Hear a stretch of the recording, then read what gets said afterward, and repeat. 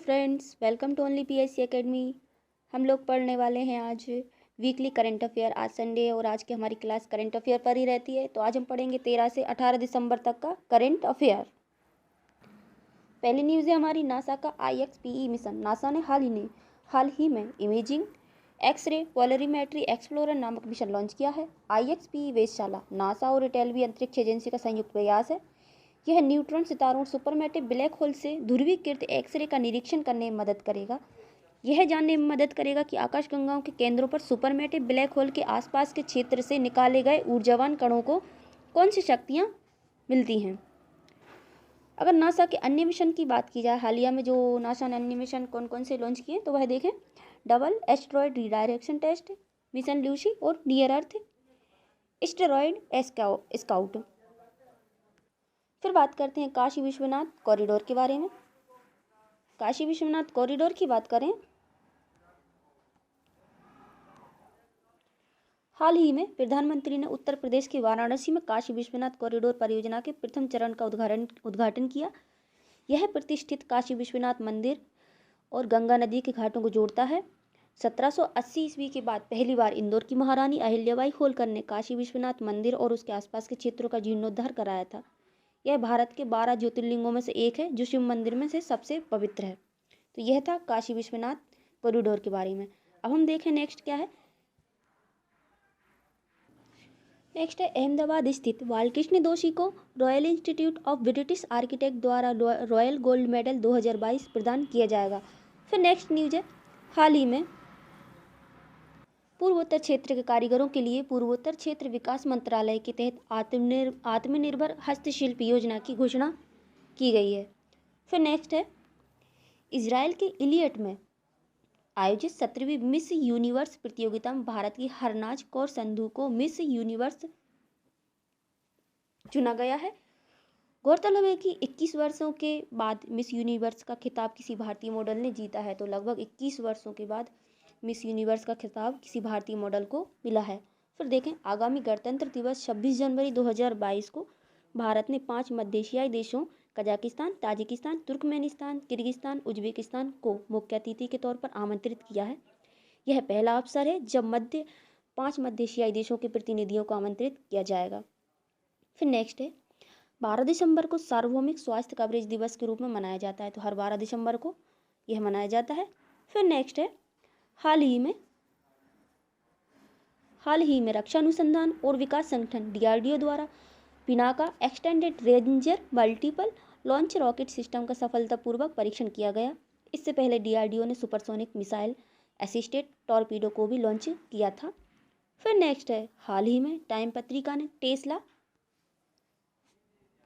Tesla SpaceX के मुख्य कार्यकारी अधिकारी CEO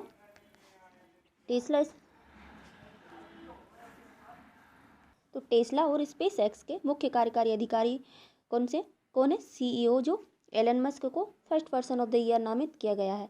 19 दिसंबर को प्रत्येक वर्ष गोवा मुक्ति दिवस के रूप में मनाया जाता है। और यह क्यों मनाया जाता है तो यह भी देख लेते हैं। भारतीय सशस्त्र बलों ने 1961 में गोवा को पुर्तगालियों से मुक्त कराया था, यानी कि 450 वर्षों के शासन को समाप्त किया था पुर्तगालियों के। फिर देखा जाए आगे कौन सा है, आत्मनिर्भर भारत रोजगार योजना में लाभार्थियों की सूची में महाराष्ट्र पहले स्थान पर है और इसके बाद तमिलनाडु और गुजरात का स्थान है। आत्मनिर्भर भारत योजना रोजगार योजना को नवंबर 2020 में औपचारिक क्षेत्र में रोजगार को बढ़ावा देने और आत्मनिर्भर भारत पैकेज 3.0 के तहत कोविड-19 रिकवरी चरण के दौरान रोजगार के अवसर सृजन को प्रोत्साहित करने के उद्देश्य से लॉन्च किया गया था। फिर नेक्स्ट, हाल ही में सर्वोच्च न्यायालय ने 2017 से प्रतिबंधित महाराष्ट्र को पारंपरिक बैलगाड़ी दौड़ का आयोजन करने की अनुमति दे दी है। तो जो 2017 से सुप्रीम कोर्ट ने इस पर प्रतिबंध लगा रखा था बैलगाड़ी दौड़ पर, क्योंकि ये पशु हिंसा के उसमें एक्ट के तहत आ रहा था। तो उसमें फिर संशोधन किया गया और फिर ये इसको अनुमति दे दी गई। फिर है, हाल ही में भूटान सरकार द्वारा प्रधानमंत्री नरेंद्र मोदी को भूटान का सर्वोच्च नागरिक पुरस्कार ऑर्डर ऑफ द ड्रेके ग्याल्पो से सम्मानित करने की घोषणा की गई है। तो मोदी जी को और भी पहले अन्य देशों से पुरस्कार मिल गए इस टाइप के, और यह भूटान सरकार द्वारा दिया गया है, सर्वोच्च नागरिक सम्मान है। फिर देखें, लुईस हैमिल्टन को नाइटहुड की उपाधि प्रदान की गई। तो लुइस हैमिल्टन के पास सबसे अधिक रेस जीतने के रिकॉर्ड है। नाइटहुड ब्रिटिश राजा या रानी के द्वारा इस किसी विशेष क्षेत्र में उपलब्धि हासिल करने वाले किसी व्यक्ति को प्रदान किया जाता है। फिर नेक्स्ट है जनरल बिपिन रावत के बाद आंग्लेय CDS का पदभार जनरल MM नरवाने ने ग्रहण किया है। फिर है यूनेस्को के द्वारा कोलकाता की दुर्गा पूजा को सांस्कृतिक विरासत का दर्जा देने की घोषणा की गई। तो कोलकाता पश्चिम बंगाल में जो दुर्गा पूजा होती है, यूनेस्को ने उसको सांस्कृतिक विरासत का दर्जा देने की घोषणा कर दी है। भारतीय प्रोफेसर नीना गुप्ता को रामानुजन पुरस्कार प्रदान किया गया। यह पुरस्कार पाने वाली वह भारत की चौथी और विश्व की तीसरी महिला बन गई हैं।